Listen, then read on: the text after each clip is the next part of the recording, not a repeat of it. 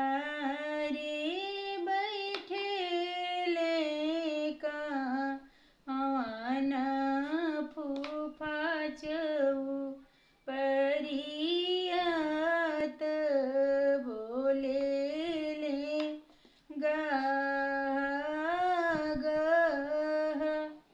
पूर्व से काग आइले पश्चिमा कैले जालनी आरे बैठेले कावाना फुफाचऊ परियात बोलेले गाह गाह आंगन में खड़ी कवनी बुआ कागो से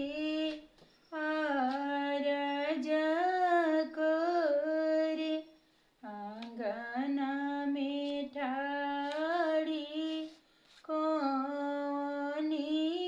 दीदी कागो से आरज करे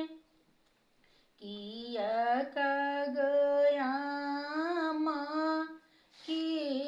भेजल पापा के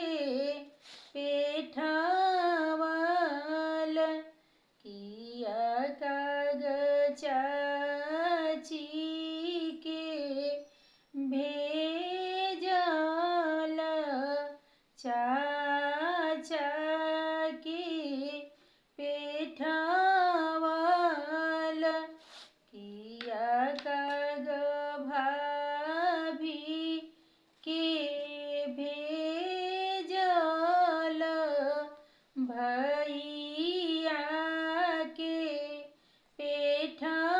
पेठावल आरे कवन लोचन ले आइला त बोले लगा नहीं तोहरी आमा के भेजल पापा के पेठावल